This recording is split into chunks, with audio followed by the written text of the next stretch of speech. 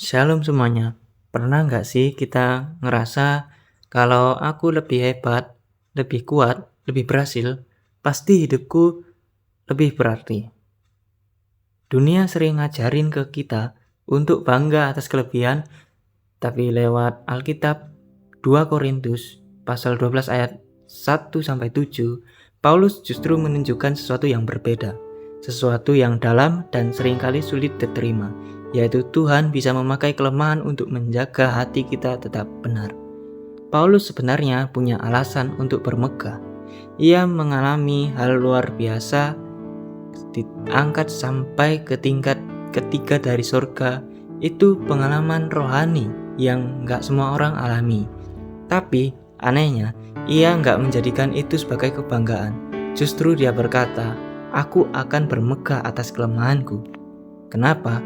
Karena Paulus sadar semakin tinggi seseorang naik, semakin besar juga potensi untuk jatuh dalam kesombongan. Maka Tuhan izinkan ada duri dalam daging, sesuatu yang mengganggu, menyakitkan, bahkan membuatnya tidak nyaman. Ilustrasinya begini. Bayangin kamu punya balon yang diisi helium. Semakin banyak helium, balon itu akan terbang makin tinggi. Tapi kalau nggak ada tali yang menahannya, balon itu akan hilang, nggak terkendali. Nah, duri dalam hidup kita itu seperti tali. Mungkin rasanya membatasi, menyebalkan, bahkan menyakitkan. Tapi justru itu yang menjaga kita tetap terhubung dengan Tuhan, nggak melayang terlalu tinggi dalam kesombongan. Kadang kita berdoa, "Tuhan, hilangkan masalah ini."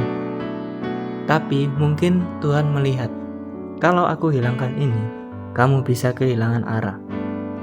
Lalu kita masuk ke ayat selanjutnya, Roma 14 ayat 23. Segala sesuatu yang tidak berdasarkan iman adalah dosa.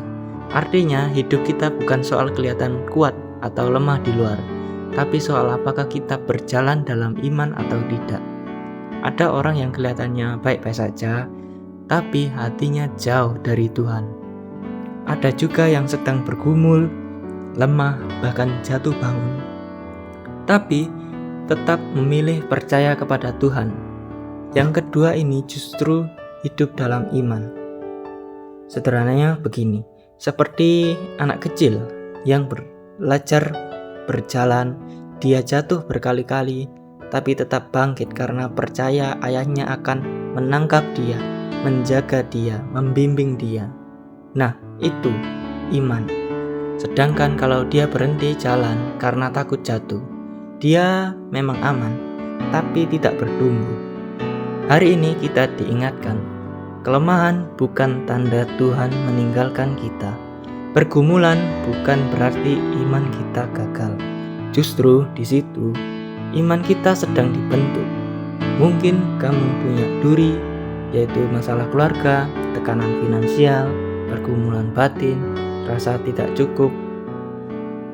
Jangan buru-buru benci itu semua. Bisa jadi itu adalah alat Tuhan untuk menjaga hatimu tetap rendah. Tetap rendah hati membuatmu terus bergantung padanya dan membawa kamu hidup dalam iman, bukan dalam kekuatan sendiri. Penutup dalam 2 ayat ini yaitu jangan kejar hidup yang terlihat sempurna, kejarlah hidup yang berjalan dalam iman. Karena pada akhirnya bukan seberapa kuat kita terlihat, tapi seberapa dalam kita percaya kepada Tuhan, bahkan di tengah kelemahan. Yuk kita berdoa. Tuhan, ajar aku untuk tidak lari dari kelemahanku, tapi melihatnya dari sudut pandang-Mu.